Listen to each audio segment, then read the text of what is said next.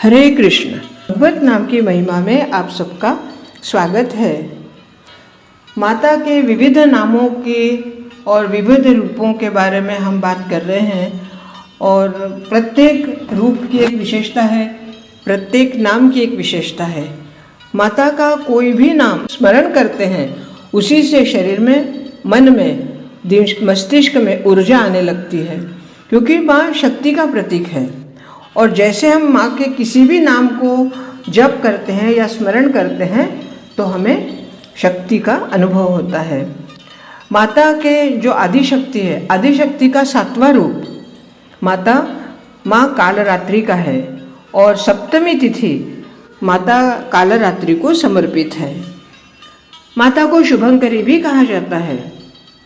वे अंधकार, भय और नकारात्मक शक्तियों का नाश करने वाली देवी है, जो अपने भक्तों को साहस और सुरक्षा प्रदान करती है। माँ कालरात्रि के मुख्य जो विवरण है या उसके हम विस्तार से अगर हम देखें तो माता का वर्ण अंधकार के समान काला है और उनके बाल बिखरे हुए हैं। एक नाम जब हम लेते हैं कालरात्रि, ये शब्द या जब शब्द रूप में हम सामने देखते हैं उस शब्द को या उस शब्द को जब हम बोलते हैं तो भय निर्माण होता है, परंतु जैसे ही हम माँ कालरात्रि बोलते हैं तो हमारे मन में एक श्रद्धा निर्माण हो जाती है, क्योंकि वह माता है। माँ कालरात्रि को मृत्यु का नाश करने वाली देवी भी कहा जाता है। इनकी पूजन से भय, रोग और बाधाओं से मुक्ति मिलती है। अब अगर हम पौराणिक कथा देखें तो उसके अनुसार रक्तबीज नामक राक्षस का संहार करने के लिए आदिशक्ति ने सप्तमी अर्थात जो 7वां रूप है माता का, कालरात्रि का रूप धारण किया था और इसी रूप से उन्होंने रक्तबीज का संहार किया था। अब नाम से भले ही हमें भय लगे, परंतु माता अत्यंत दयालु और कृपालु है। यह देवी सर्वत्र विजय दिलाने वाली, मन एवं मस्तिष्क के समस्त विकारों को दूर करने वाली है। यह माँ आदिशक्ति का 7वां रूप अर्थात 7वीं शक्ति है, जिसको कालरात्रि कहा जाता है। जिनके शरीर का रंग, जैसे मैंने अभी बोला कि घने अंधकार की तरह एकदम काला है। अब नाम से दिखता है कि इनका रूप भयानक है। सिर के बाल बिखरे हुए हैं, गले में विद्युत की तरह चमकने वाली माला है। अंधकार में स्थितियों का विनाश करने वाली यह शक्ति है। काल से भी व्यक्ति का रक्षण करती है। यह प्रचंड शक्ति है। इस देवी के 3 नेत्र हैं और तीनों ही नेत्र ब्रह्मांड के समान गोल माने जाते हैं। इनकी सांसों से अग्नि निकलती है और ये गर्दभ की सवारी करती है। ऊपर उठे हुए दाहिने हाथ की वर मुद्रा भक्तों को वर देती है और दाहिनी की तरफ का नीचे वाला हाथ अभय मुद्रा में है, यानी भक्तों को हमेशा निडर और निर्भय रहने का आशीर्वाद देती है। और बाईं तरफ वाले हाथ में लोहे का कांटा है और नीचे वाले हाथ में खड्ग है। अब ये जो उनके आयुध हैं, कहने को सिर्फ उनका नाम ही काफ़ी है, परंतु कुछ राक्षस ऐसे होते हैं जिनका नाश करने के लिए, जिनका संहार करने के लिए विशेष शस्त्र की आवश्यकता होती है। अब आज के युग में अगर हम देखें तो वो शस्त्र क्या है, क्योंकि ये राक्षस क्या है? राक्षस वही है जो वृत्ति बन चुके हैं।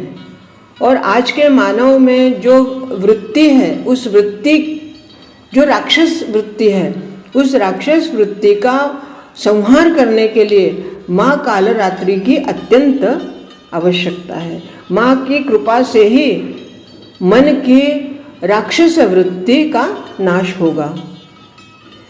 इनके रूप भले ही भयंकर हो, लेकिन सदैव शुभ फल देने वाली माता है, इसीलिए इनको शुभंकरी कहते हैं। इनके जो भक्त हैं, इनको कभी भी भय नहीं लगता।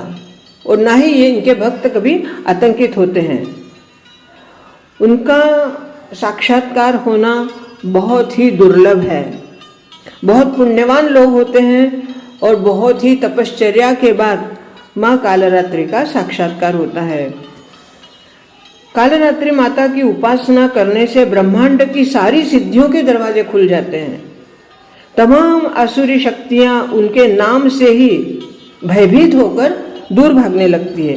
इसीलिए दानव, दैत्य, राक्षस, भूत, प्रेत उनके स्मरण से ही भाग जाते हैं, क्योंकि माता का नाम ही भयंकर है, जो शुभंकरी होते हुए भी भयंकरी है।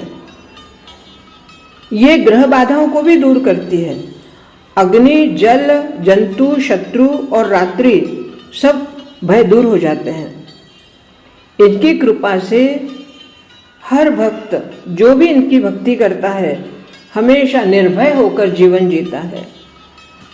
योग साधना के बारे में अगर हम बात करें तो सहस्त्रार चक्र, जो कि सर्वोच्च चक्र है, उसको ये नियंत्रित करती हैं। और नवरात्रों की बात करें तो नवरात्रों के सप्तमी दिन इनकी साधना की जाती है।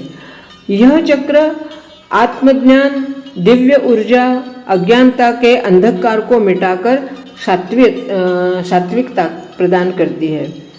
इस चक्र पर ध्यान करने से, अर्थात सहस्त्रार चक्र जो आपका जागृत हो जाता है, तो साधक को परमेश्वर के तुल्य चेतना और सिद्धियां प्राप्त होती हैं।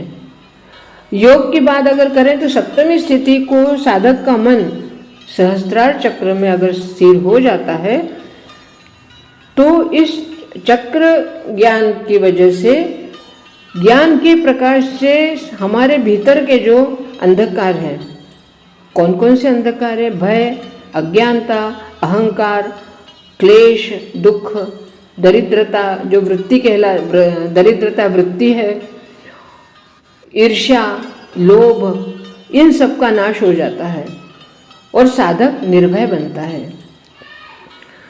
अभी माता की जो ऊर्जा है यह उग्र है, क्योंकि ये एक राक्षस का संहार करने के लिए जब, और वो भी राक्षस कौन सा? तो रक्तबीज, जो कि एक उसको उसकी गर्दन पर जब खड्ग चलाया गया तो वो उसकी गर्दन से जो रक्त की बूंदें जमीन पर गिरी, उसी बूंदों से और रक्तबीज निर्माण हो गए, और एक से बढ़ के एक से अधिक अधिक अधिक अधिक जितनी बूंदें गिरती गई उतने ही वो रक्तबीज आगे आगे बढ़ते गए।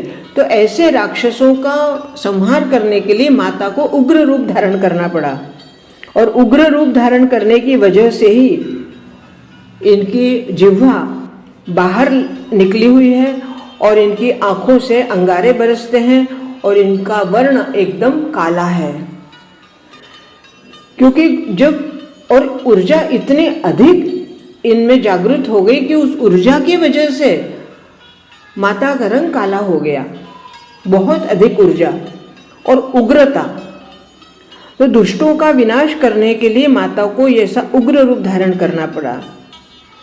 और ऐसी ही माता की जब हम उपासना करते हैं तो मानसिक और आध्यात्मिक अंधकार दूर हो जाता है। एक बात और है कि इस दिन ध्यान में गुरु का स्मरण और उनके स्वरूप का अगर ध्यान करें तो माता की विशेष कृपा होती है। अब यहाँ पे अगर हम ग्रहों की बात करें तो शनि ग्रह को माँ कालरात्रि नियंत्रित करती हैं, और ज्योतिष में अर्थात जैसे कुंडली में अगर शनि दोष हो या शनि के संबंधित कोई भी दोष हो तो उन दोषों का निवारण भी माँ कालरात्रि की उपासना से हो जाता है। और यहाँ तक कि जो शनि के संबंधित कोई ऐसे कष्टों वाले योग निर्माण हो गए हों कुंडली में तो उनके दोष भी शांत हो जाते हैं।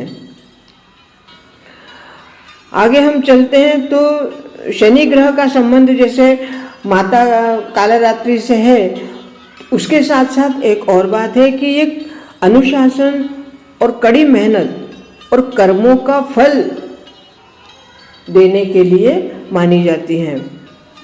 जैसे शनि के ही बारे में हम बात करें तो शनि की 7.5 हो, ढैया हो या कुंडली में शनि के नकारात्मक प्रभाव अगर बहुत ज़्यादा बढ़ गए हों तो भी माता की उपासना से वो दूर हो जाते हैं।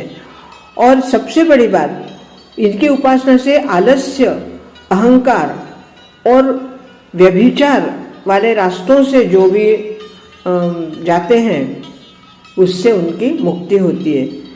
क्योंकि शनि और कालरात्रि ये दोनों का जो मनुष्य के ऊपर प्रभाव होता है वह हमेशा सकारात्मक प्रभाव होता है, परंतु मनुष्य अगर व्यभिचारी हो या गलत रास्ते पे जा रहा हो, अहंकारी हो, आलस्य से ग्रसित हो, तो ऐसे व्यक्ति को शनि का अनुशासन और माता की उग्रता ये दोनों ही उसको नियंत्रित करते हैं।